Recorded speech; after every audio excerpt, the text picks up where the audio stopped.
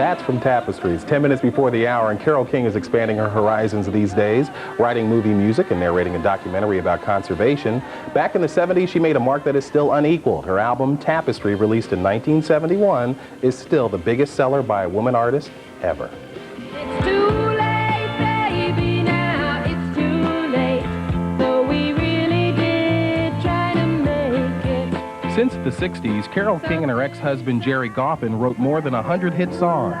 Will You Love Me Tomorrow by the Shirelles, Locomotion by Little Eva, Pleasant Valley Sunday by the Monkees, and of course, Natural Woman by Aretha Franklin.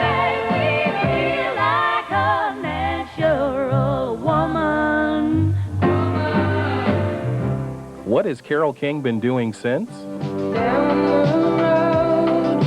She's been expanding her horizons by scoring and acting in films like Murphy's Romance and Ruskies. I guess if you feel that's the right thing to do, then. She also wrote the theme to the current CBS show The Trials of Rosie O'Neill, sung by Melissa Manchester.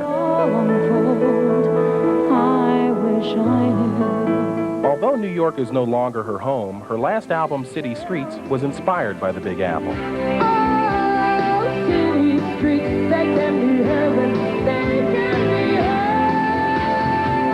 And New York is where we found her again, this time recording the narration for a documentary called Evolution's End. Less than 1% of our original native forests are protected. The film covers a 200-mile bike ride through the Rocky Mountains. John Oates from the band Hall & Oates and the Grateful Dead's Bob Ware rode in an attempt to raise public support for legislation protecting U.S. forests. They went through and first they said, this is some of the most beautiful country I've ever seen. And then they went through and they said, these clear cuts, this is horrible. We've got to do something. Clear cutting is the practice of cutting every tree on a forest tract to harvest timber rather than using methods which leave the soil intact. I hope just to draw attention to the issue so people become aware that there is a problem. Other practices that threaten forests include oil drilling, mining, and road development. In the early 80s, Carole King was affected directly. The federal government wanted access to her Idaho ranch to develop a neighboring mining tract. It's not about the state of Idaho or the state of Montana. It's about an ecosystem. It's about a bioregion. It's about our rights as American citizens to be part of the process. It's a national issue.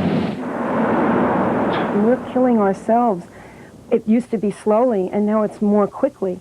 And I think if we make people really start focusing on the long term and the importance of preserving what we can for our grandchildren, then, we can do something. Carole, do you think an artist has a social responsibility to their fans?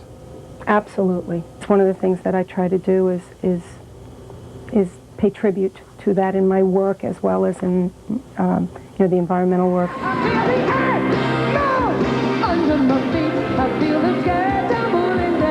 Do messages figure strongly in the work of Carole King for the 90s?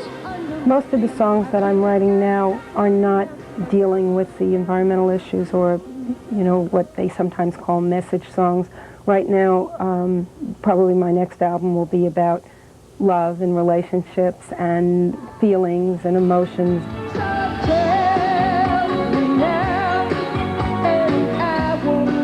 The music that I write and the work that I do in the environment or whatever else is just a reflection of my life, and I feel that if a person touches one person and makes their life better, that's enough.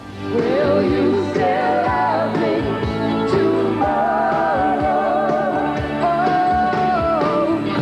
will you still love me